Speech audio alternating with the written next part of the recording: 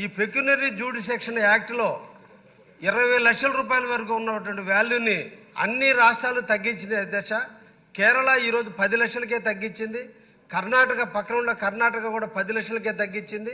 నిన్న ఆగస్టులో తెలంగాణ కూడా దాన్ని 10 లక్షలకే తగ్గించి జూనియర్ సివిల్ జడ్జి కోర్టులో 10 లక్షలు, దానికంటే పైన ఉన్నటువంటి కేసులన్నీ కూడా సీనియర్ జడ్జి దగ్గరకు పంపించే విధంగా పెక్యునరీ యాక్ట్ని సవరించడం జరిగింది అధ్యక్ష.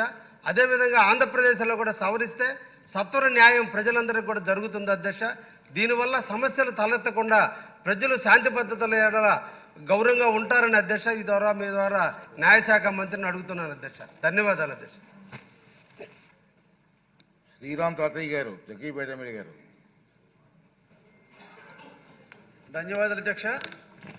ల్యాండ్ సీలింగ్ యాక్టు 1973లో ల్యాండ్ సీలింగ్ యాక్ట్ వచ్చింది అధ్యక్ష.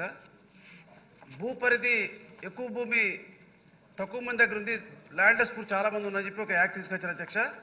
ఇప్పటికి 5 దశాబ్దాలు అయినప్పుడు కూడా సీలింగ్ ల్యాండ్ డిస్ప్యూట్స్ ఆర్టీఓ ఆఫీస్లోనో లేక ల్యాండ్ రెవెన్యూ ట్రిబ్యునల్లోనో హైకోర్టు పెండింగ్ ఉంది అధ్యక్ష. చట్టం వచ్చిన 5 దశాబ్దాలకు కూడా అది ఇంకా పరిష్కారం కావడం చాలా బాధాకర విషయం అధ్యక్ష. అంతేకాకుండా ఆ డిస్ప్యూట్ ఎక్కడే ఉంటుంది, ఎంఆర్ఓ ఆఫీసులో రికార్డ్స్ మారిపోతాయి, రిజిస్ట్రేషన్ జరుగుతూ ఉంటాయి, అడంగలు చేంజ్ అయిపోతూ ఉంటాయి, చివరికి ఆర్టీఓ ఆఫీసులో రికార్డ్స్ కూడా దొరకవు.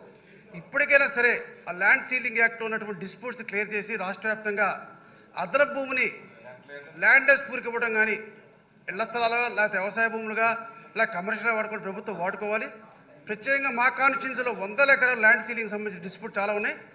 ముందు ఒక పైలట్గా తీసుకొని మా జిల్లా కలెక్టర్ గారికి ఆదేశం ఇవ్వండి, మా కాన్స్టిట్యూన్సీలో ఉన్నటువంటి ల్యాండ్ సీలింగ్ డిస్ప్యూట్స్ క్లియర్ చేయమని చెప్పి మీ ద్వారా ప్రభుత్వాన్ని కోరుతున్నాను అధ్యక్ష.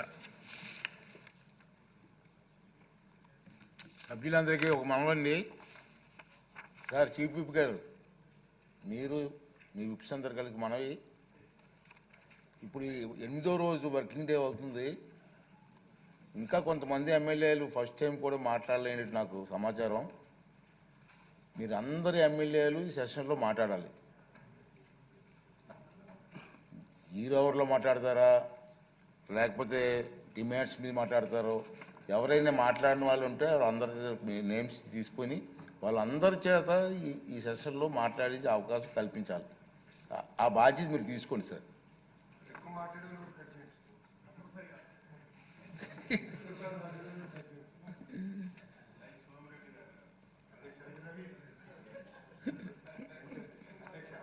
ఇప్పుడు ఎం వెంకటేశ్వరరావు గారు, కొవ్వూరు ఎమ్మెల్యే గారు, 0 అవర్. ధన్యవాదాలు అధ్యక్ష.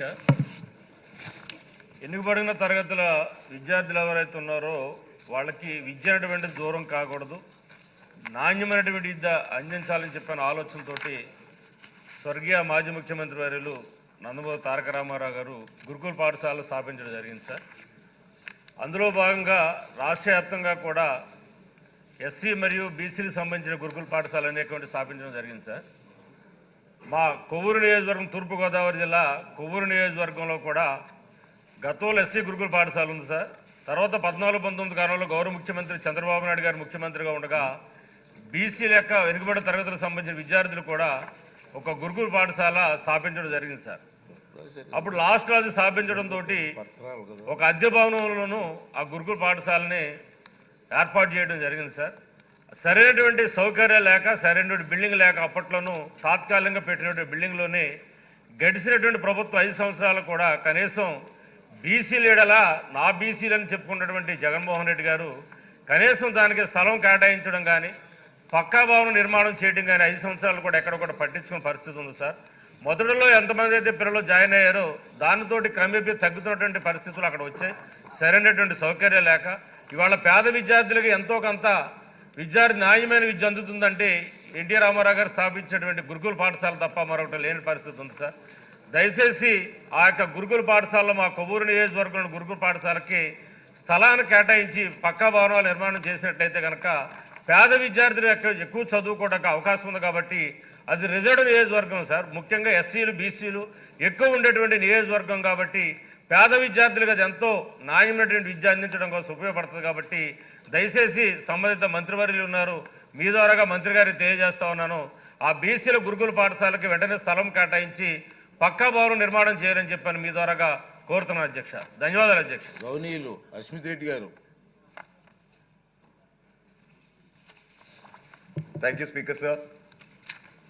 అధ్యక్ష, ఇది మా ప్రాంతానికి చాలా ప్రెస్సింగ్ ఇష్యూ అధ్యక్ష. దాదాపు 25 ఏళ్ల కిందట ఎప్పుడైతే మా సాగునీరు ఎండిపోయి తాగునీరు కరువైన రోజుల్లో వినూత్నంగా ఆలోచించి రా మెటీరియల్ సమీపంలో లేకపోయినా కూడా 100 కిలోమీటర్లని తరలించి చిన్న తరహా గ్రనైట్ ఫ్యాక్టరీలు మళ్ళా నల్లబండల పరిశ్రమలు ఏర్పరచుకున్నారు అధ్యక్ష. దాదాపు కేవలం మా నియోజకవర్గంలోనే 1800 ఫ్యాక్టరీలు ఉండేటివి అధ్యక్ష.